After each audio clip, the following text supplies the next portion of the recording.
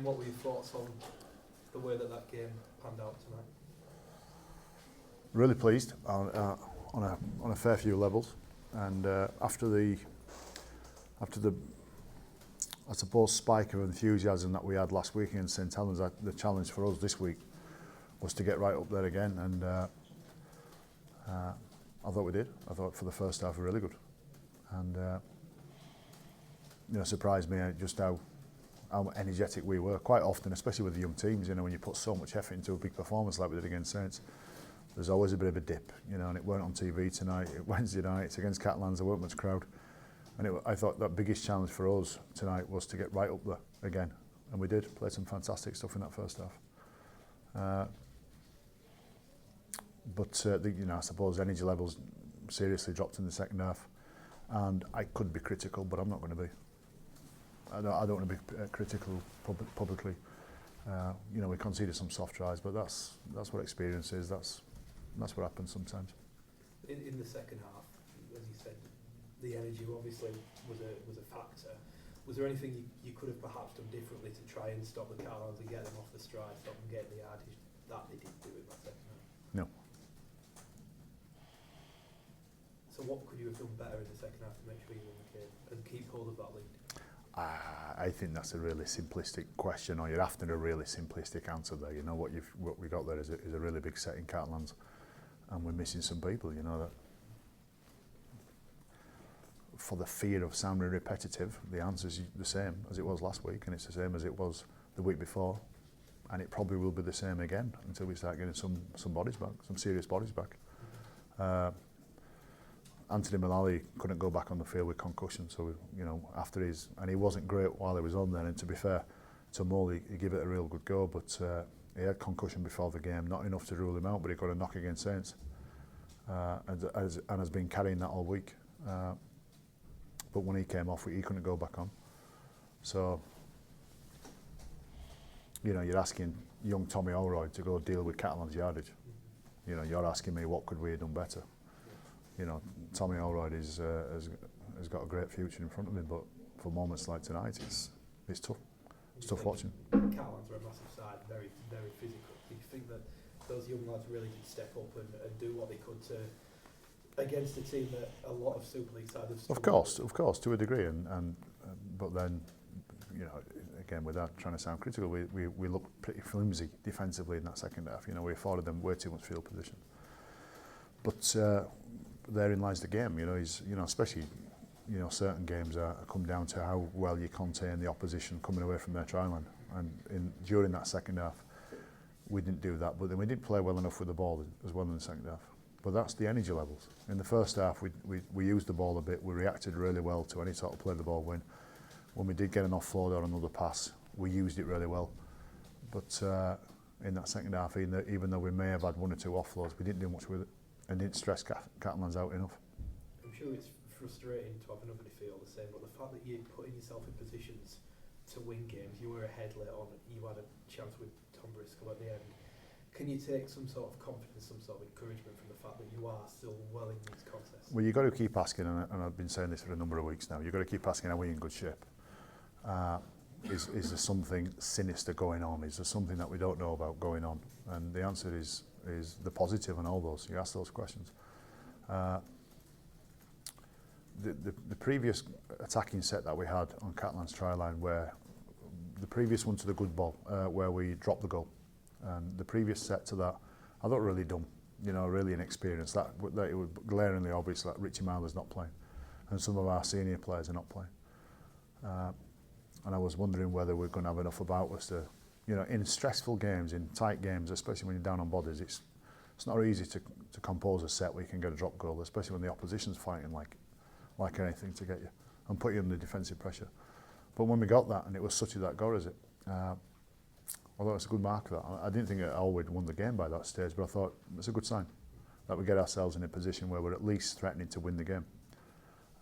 Without trying to sound like I'm lacking ambition or I'm lowering our standards, I thought it was a really big significant moment for that group to be in front for a period of the game in a really tight game.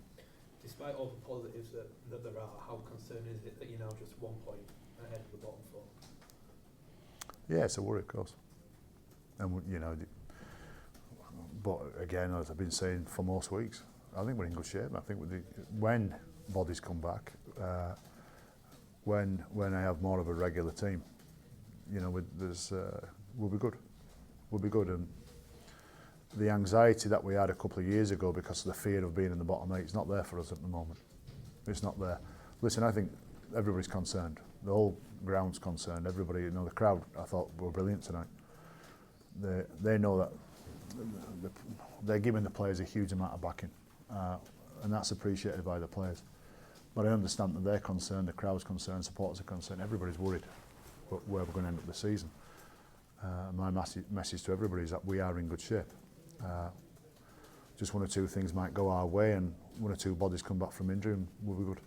Luke Briscoe in for debut tonight. How do you think he went? Yeah, really good. Good, I thought he was good. Very much like his brother. Strong lad. Is the potential there for him to become a mainstay in this team in this lower Scotland? Yes. And injury-wise, I'm sure you don't want to report any back. Have there been any further injuries other than accident? No, but not through the game. But that's not a finality of that. There's no injuries. Whether Mull makes it for who we play, you know, we've got a while now before we play next, so Mull should be okay with his concussion now. And just finally, there was a lot of criticism towards Catalans for periods where people were accusing them of time wasting and gamesmanship. I'm not asking you specifically about them, but do you think that this is an issue that is becoming more prominent in rugby league? It's another debate. I'd rather talk about my team where Ash Hanley got whacked high a few weeks ago. I can't remember who it was against. And had his nose broke. And Ash got up straight away and carried on. And we didn't get a penalty from it. Had he stayed down, and forced the referee and everybody else to look at it, we'd have got something. I think that's the example to show. Now, over the short term, that doesn't get you too far, because you don't involve referees and you don't play for penalties. In the long term, it makes you tough. While we're not great at the moment, we're tough. I'll sit and debate all day long with anybody if they accuse us of not being tough. I won't have much of an argument if they say that we're not smart on the field, and then we're missing too many tackles. Yeah, I agree. I don't have too much come back to that, but some of our resilience and toughness. It's not easy to go out there on a Friday night under pressure, and some of those young blokes and come up with the goods, which for the main part of that game they did. So I don't like what Catalan did, but that's a different debate. But I do like what Ash Hanley did a few weeks ago. And we will always tell our players to do that type of thing. We will always tell our players, don't involve referees. Don't ask referees for favours. It could help you round 1 through to 23 or round 1 through to 30. It doesn't help you in finals. Find the answers yourself. You've spoken about getting bodies back. How long do you think it'll be before you get something resembling your full strength team back? Yeah, not in the next 2 or 3 weeks, no. Anyone back imminently?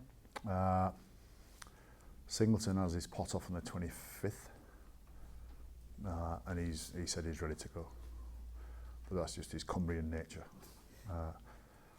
Carl Ablett and Jimmy Kainos are still 2 or 3 weeks off. Stevie Ward and Richie Myler will be assessed with their concussion. But I don't think it's an easy return to play with them either. And then the others are relatively long term. Ryan, in this run, do you permit yourself that chance to look and think in 2 or 3 years' time there's going to be some real talent out there and we're going to be a really great side? While dealing with the loss, no.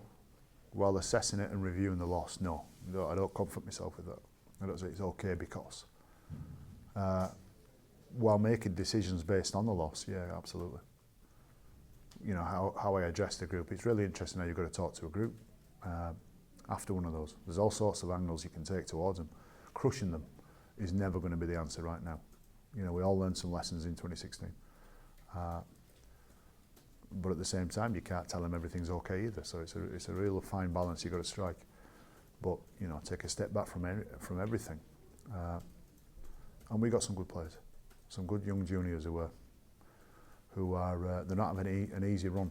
They're not being blooded into a team that's winning lots and lots of games. They're being blooded into a team that's losing tight games, and it's heartbreaking losses as well. You know, we've got some almost distraught senior players in there. They're sick of losing, and our young fellas are experiencing all this, which is good for them long term.